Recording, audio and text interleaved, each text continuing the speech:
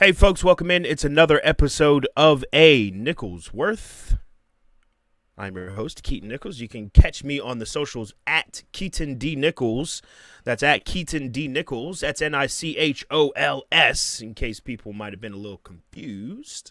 You can catch the show, follow the show, catch the show, relive the show at A Nichols Worth on Spotify, Anchor, Facebook, and YouTube. Make sure you check us out, youtube.com/A Nichols Worth. Happy Wednesday to everyone out there. Appreciate everyone joining me on the Instagram, on the Facebook, all that other good stuff. If you do me a favor and give me a share on your timelines wherever you are, I would greatly appreciate it. Time to talk about the news for the day. If you all want in on the conversation, it's very simple. You just leave a comment in on the comment section. That's right. It's the most interactive news that you get on a weekly basis. Forget CNN. This is like KNN, for Keaton News Network. I always envisioned that, by the way, as a kid. And I'm not saying, by the end of it, we could actually have the Keaton News Network. So stay alive. Today, difficult day that's housed in a difficult week. It's Wednesday. It's halfway over, the way that I look at it. So things can only go up from here. But what a week it has been. A lot of news. Not necessarily all of it good news per se, and we'll talk about that tonight on the program. Let me know what you think about the news for tonight, and I'll read the comments for you here on the show. Let's begin without further ado. Yesterday, as you may have heard, you probably heard, unless you've been kind of like knocked out for the last couple of weeks and just woke up this morning, a jury in Minneapolis convicted 45-year-old Derek Chauvin of all three charges that he faced in the killing of George Floyd. Now, it's safe to say that a moment of relief sort of stretched across the country. I watched it along with several close friends as well at the time, and it was tense. It was tense in these moments leading up to the actual announcement, which was kind of mind-altering in and of itself, because somewhere in your mind, you're kind of like, this is an easy one. This is a slam dunk. This is a home run. Whatever other sports analogy that you want to put on it, this should be easy work for the jury. It was not so simple. We'll talk about that in a little bit. But a moment of relief, right? Chauvin's going to prison for the murder of George Floyd, not the death of George Floyd, right? The murder of George Floyd, and what may have been the most watched case of police misconduct in American history. Not the most egregious or the worst or it's just the most watched case of police misconduct in American history, and that does have something to do with something here. We'll come back around to that, but the murder part is important here. For those that were wondering yesterday, what exactly is the big deal? So what? It's not going to change policing. The murder part is the big deal here. And just stick with me for a second. History books or, Wikipedia pages, however kids are going to be getting their information in the future, kids and people, grown-ups alike, those official accounts of what happened will say that a police officer in Minneapolis by the name of Derek Chauvin killed a man during an interaction that certainly didn't warrant those results. We usually don't associate those two sort of things together, a police officer and killed, right? Like a police officer, murdering somebody is not really on the menu. You think of police officers as stopping bad guys, right?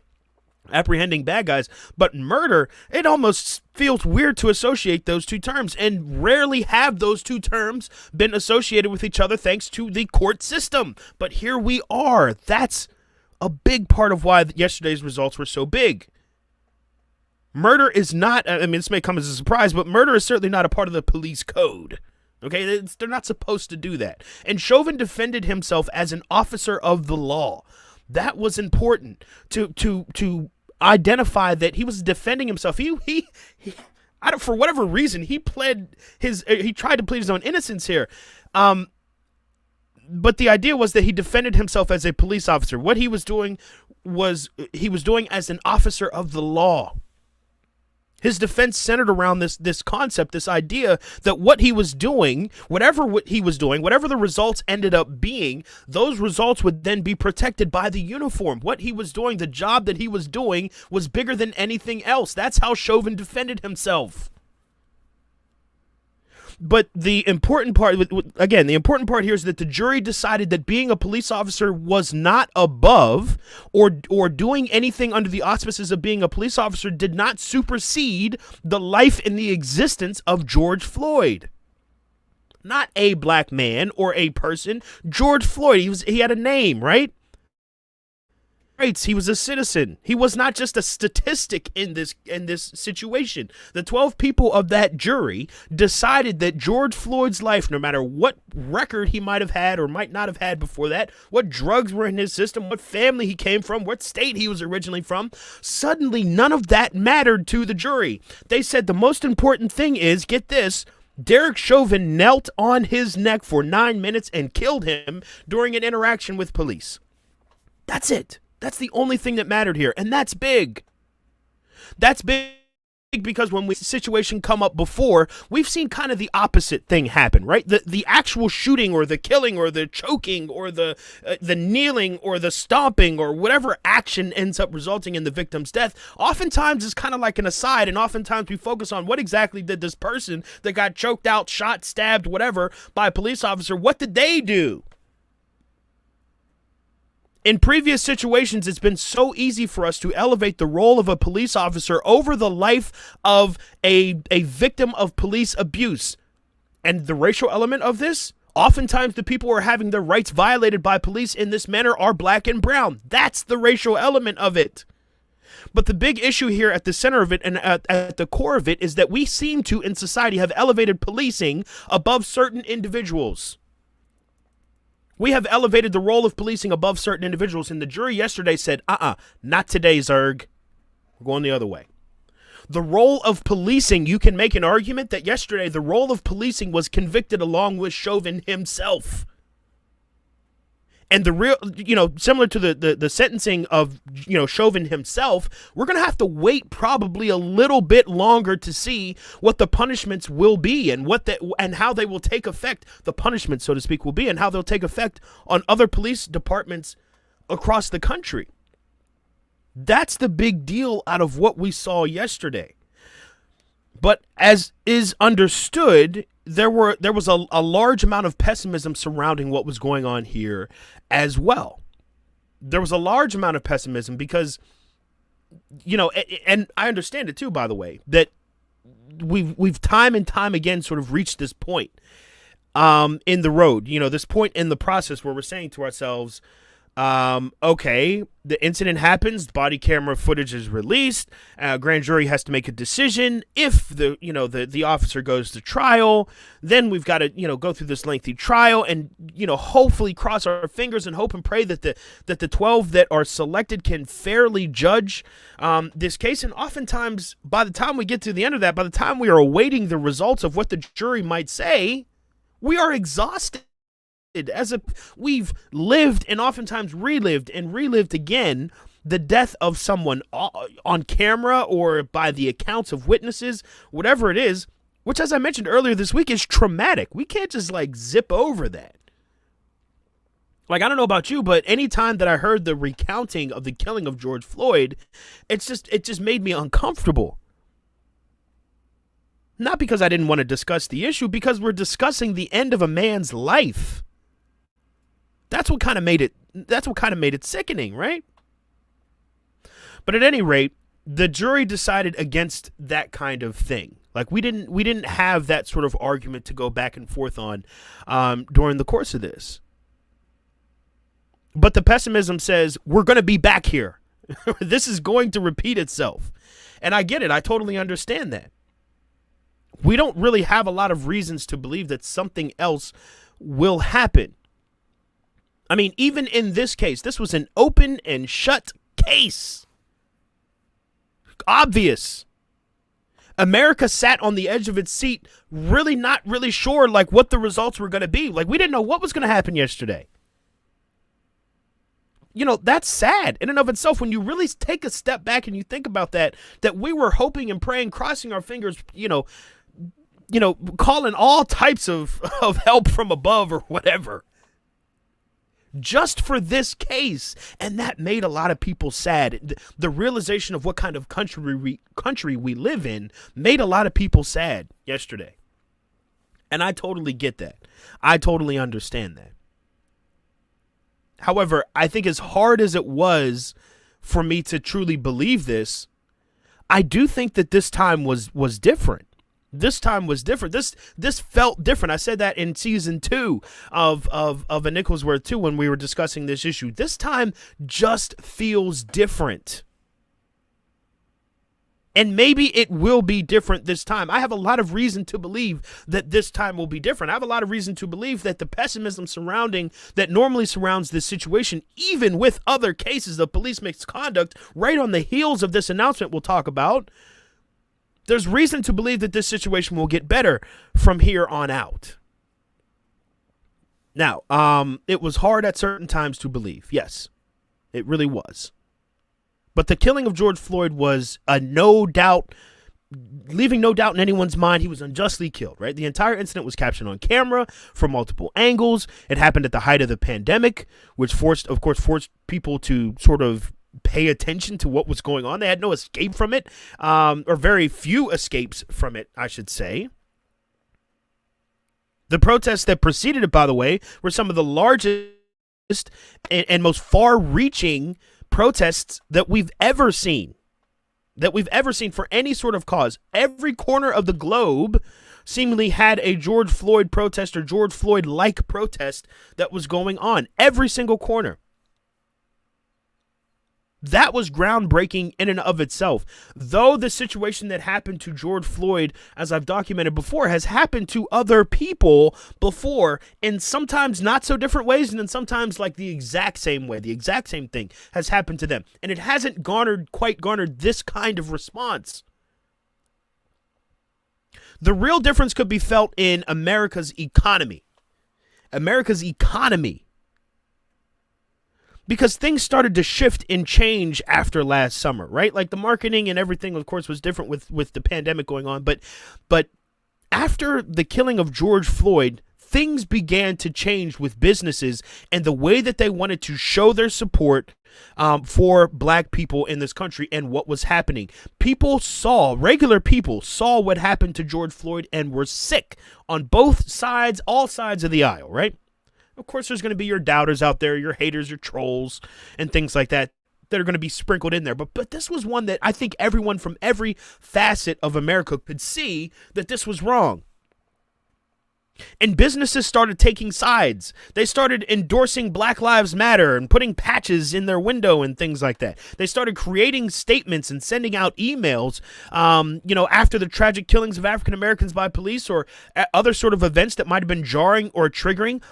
They sort of had this intentional sort of effort, even though it felt hollow sometimes, this sort of intentional effort to reach out and say, what is going on here?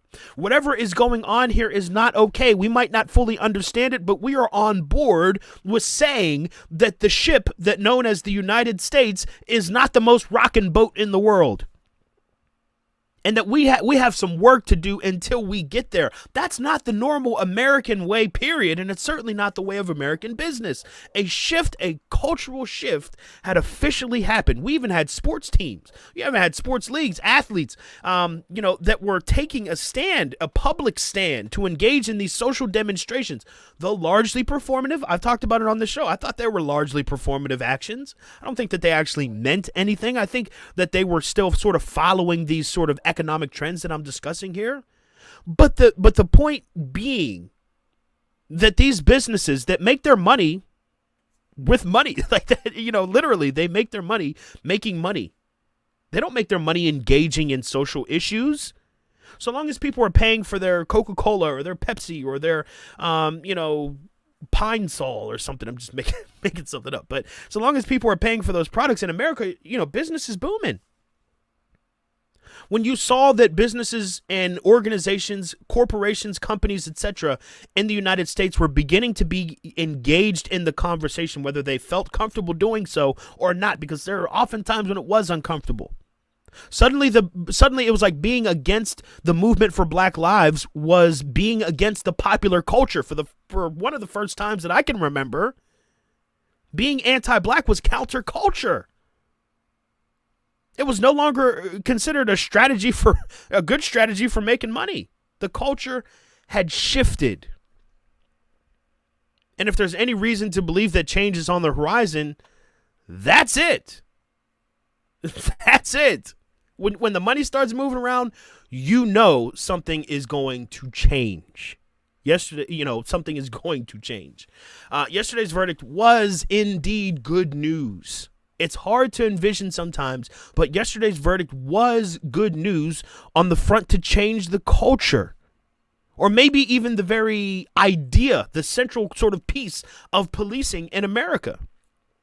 And no, that doesn't mean that the killings will stop abruptly, that we're going to have this giant sort of, sharp change in the process and in the system that we would expect after a case like that. Because, we know in the same city that Chauvin awaited, the decision from, they were actually still giving closing arguments at this point in the Chauvin trial. 20-year-old Dante Wright was shot and killed by a police officer during an altercation at a traffic stop across town. Not on the other side of the country, not on the other side of the state, the other side of the city. Across town this happened. 20 years old. And of course, this week, we get the tragic news. The police in Columbus shot and killed a 16-year-old girl named Ma'Khia Bryant. 16 years old. Holy smokes. These two stories certainly put a damper on the news for the week. It sort of shoved us back into revolutionary mode after a just brief, if even that, moment of relief, celebration, I don't know what you want to call it. At the Chauvin trial, we get hit with this. Boom. And it all comes crashing back down again. Oh, man, here we go. Here we go. Things aren't ever going to get better, right? I said this a few episodes ago. I appreciate 99th for saying that on the Instagram. I said this a couple of shows ago that, I think that the progress that's going to be made or that is being made here is going to be slow, and we're not going to see it in any sort of actionable way for a long time. But as I mentioned yesterday, Chauvin was on trial, and so was the art and the idea and the purpose of policing. That was on trial too, and those 12 jurors let them know how they felt. They said, it doesn't matter what the end result was. It doesn't matter if you choked him out or if you shot him or whatever. What we determined is that your actions as an individual did not supersede George Floyd's rights to exist and to live. That's an important precedent, because if it can be set for police cases or charges against police from here on out, there's a different standard. There's a different thing that the jury is looking for. There's a different expectation for how these cases are handled. Suddenly, it's not let's protect police at all costs until we absolutely have to give them away. Suddenly, the idea might be for Columbus police to put their hands up and say, look, we don't want to have anything to do with this guy whose name actually was just released. His name is Officer Nichols Reardon. Columbus police might throw their hands up and say, I don't want to have anything to do. Look, man, that's not my man's. No. He rolled up to the scene, just firing 4 shots into a teenage girl. No. That is not what the Columbus Police Department is associated with. Remember the cultural shift that I talked about earlier. It's not just about which individual police officers are spooked out of doing the wrong thing. It's about changing that culture. In the trial of Derek Chauvin, the Minneapolis Police Department did absolutely nothing to try and defend Derek Chauvin's actions, and that was huge. One of two things had to be possible. Either what Derek Chauvin did as a police officer is not becoming of as a police officer, or the Minneapolis police didn't want to have anything to do with Derek Chauvin. And the second one was impossible. He was already a police officer, so they had to own up to the idea that their version of policing was not right. It did result in someone's death, and that is prosecutable and chargeable on its own, which it was. But what Derek Chauvin did was not policing. And through that standard, we can now look at the case of Ma'Khia Bryant and also Dante Wright, and we could stop with this nonsense of what did this person do? What did this person do to warrant this? Did the officer feel threatened? Did his life feel threatened? We could stop with that nonsense, because that's for Facebook, y'all. I'm going to just tell y'all straight up right now. That's Facebook conversation. That's Twitter conversation. It's meant for you to get involved and engaged with the Russian and Chinese trolls on the internet that are oftentimes, or the people that you went to high school with, one of the two, arguing about the semantics of a case like this. Who cares if she had a knife in her hand? Who cares if Dante Wright was attempting to get away? The precedent that was set yesterday will hopefully say that we will look at the role of a police officer when they respond to a situation like this and determine, as we figure out the facts of this case, determine whether or not those actions are justifiable as policing. And if they are justifiable as policing, then it's clear that policing needs to change. And it's clear that policing will change because they've now lost a large portion of the public support for this. I hope that that brings that new element to this. I really do. I don't want to keep arguing over what individuals might or might not have done in the interaction to get themselves killed. I don't want to have that conversation. We need to get to the bottom of rotten policing and try and weed out, instead of trying to weed out who's a bad apple. We just need to go ahead and get rid of the whole thing, right? Get a new bushel. It's an exercise. If we keep trying to target these individual bad actor police officers, we're going to drive ourselves crazy. We're going to be chasing around these stories for years and years to come, trying to figure out, can we catch all the bad police officers without actually convicting the action of policing? That started yesterday, and that is good news, people. That is the good news from the verdict. No, it's not going to stop the killings, but we have officially stepped on tile number 1 of getting it done. And I think that's reason enough to celebrate, quote unquote, if you can do such a thing. If there is such a feeling within you right now this week to be able to celebrate some kind of good news coming from this, that's it. We on the way. Slowly but surely. Let me get to some of these comments. Facebook and Instagram, if you want to leave a comment. So we had the Instagram drop out a little bit earlier. Sorry about that, folks. But let's get into the Facebook conversation. I'm going to try and go through these as best as I can. Dave comments in. He says, I cannot deal with America right now. Black people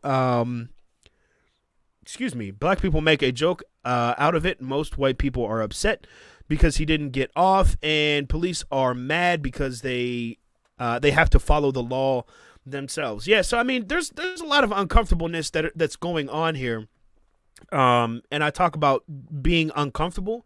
If you're not having a conversation, if you're talking about solutions to our world and you're not having an uncomfortable conversation, then you are not having you're not forwarding the agenda at all. I think we have gotten way too comfortable with the way that things are in this country. There's a certain pessimism, like I said, that I talked about, that I see a lot from African Americans who are saying, look, man, it doesn't matter. This is, America sucks. This is always going to happen. It doesn't always have to, it's not always going to be like that. I don't believe that. I think that there are some powers that be that are holding on to their power for a long time. It's a generational thing. We can go into it on another episode, but I think there are a lot of people that are attempting to hold on to and cling on to some sort of power. That power it's empty power. It doesn't actually get them anything. And I think that kind of thing will fizzle out as we as millennials and Gen, I guess, Xers, which is the generation above us, as we start to move into the mainframe of leadership, as we become the majority of the leadership that we see around, I think a lot of these attitudes will begin to flake and to fail. Just my personal opinion. But I appreciate the comment, Dave. Let me move on here. My homie Sean Brock comments in. He says, funny how police with no gun get convicted. There was an interesting thing that in this situation, because there was a nationwide ban on chokeholds.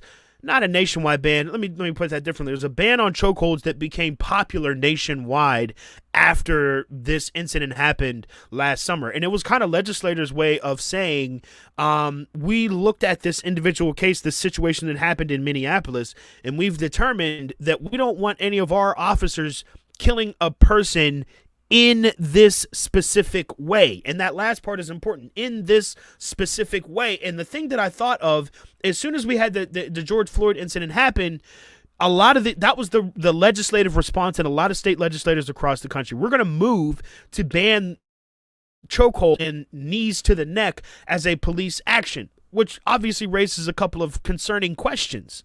First and foremost, you mean to tell me that chokeholds and knees to the neck were an acceptable method of policing in 2020? Okay, this is not, 1856 London streets with like night, sticks and whistles and stuff like that. 2020, we can literally recognize someone's face from a camera. You don't even have to see the whole face. You can just see different parts of it. Bing, bing, bing, bing, bing, bing. Oh, yep, that's Jane Smith. Lives at 123 Main Street. So that's the world that we live in today. And the idea that chokeholds and knees are still an acceptable method of policing in 2020 was disturbing. But what it made me think of is the idea that we cannot legislate out every bad way that an officer can kill a person, right? If you ban chokeholds, then they might find some other method of wrangling and killing people, black and brown people across this country. The idea that you've eliminated one method only seems to say to me that officers now can do the same thing that they've been doing, just by another method. So I was always kind of uncomfortable with the nationwide, crackdown on these on these tactics rather, that officers are employing to kill people. I think it needs to be a little bit more widespread. Let me see if I can get to some of these other comments. Pretty Keisha comments in. She says he didn't ask questions or try to help at all. I think you're maybe referring to the police officer in Columbus, Officer Reardon. There were some ugly comments that were made after that situation with Ma'Khia Bryant, and there's still a lot of details coming out, and we'll have more as time goes on. But you could hear people on camera sort of arguing with police officers that I guess had uttered something along the lines of Blue Lives Matter, anything something along those lines. It's just displacement, terrible placement rather for that kind of comment. But this is the environment that we're living in. One thing that we can't do is we can't have an us versus them sort of mentality.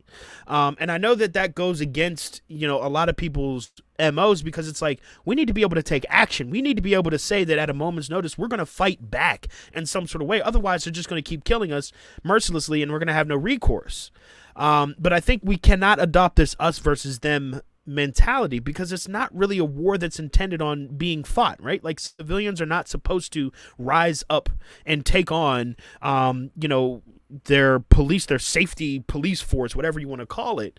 That's not how a society operates. If we have to force people who want to do the wrong thing to do the right thing, you're going to have results like what we see now in policing. We're trying to force people, square pegs into round holes, and oftentimes they don't fit. And so I've been saying this for a long time, that the idea of policing in and of itself is sort of, this toxic wasteland at this point, where nobody wants to go in and fix it or solve it or yank it out or whatever else like that, right? It's just sort of toxic, and it just lives there and exists there and keeps infecting the people that are around it, which is pretty much everyone. And then whenever you break down the numbers, of course, it happens more to black and brown people. So black and brown people are like, yo, this is crazy. Okay, we got one more officer off the streets. Derek Chauvin will no longer be choking, stabbing, punching, violating people's rights, right? Derek Chauvin won't. But what about the other? There were 3 other police officers that were standing right there on the scene. How many more police officers do we have just in the Minneapolis Police Department that need to go? The thought of it becomes overwhelming, right? But that's why we say the road to reform is a road. You have to keep traveling down it. This is a first step, but we've got to keep the pressure on after this. We have to. clearing out leadership during our next election cycle, making sure we keep the pressure on our local police departments to do the right thing and commit to doing the right thing, taking the right actions no matter how uncomfortable it makes people. Those are the next steps following this. But I do believe if at this point you have to give me a prediction meter on where police reform will go from here, I think that we are going in the right direction. I have confidence that we are going in the right direction. And yesterday's decision was a huge step forward. And despite the fact that we might experience a few steps back before we ultimately reach the goal, doesn't mean that we should give up on the idea entirely. We never know. We never know. That's all I got in terms of comments. If folks have more comments on this, please continue the conversation. I'd love to hear more from this conversation on the Instagram, if you're on the Facebook, the Twitter, the YouTube, any of that good stuff. Follow us on all of those at A Nicholsworth if you're looking for the show. If you're looking for me, I'm at Keaton D. Nichols on all social media across the board, except for Snapchat. I don't Snapchat. I'm old school. I'm on Facebook and stuff like that. But anyway, hit me up on the socials that aren't Snapchat. I'll be back on Friday, Lord willing, with a fresh episode of A Nicholsworth. Thanks, everybody, and I'll see you on Friday.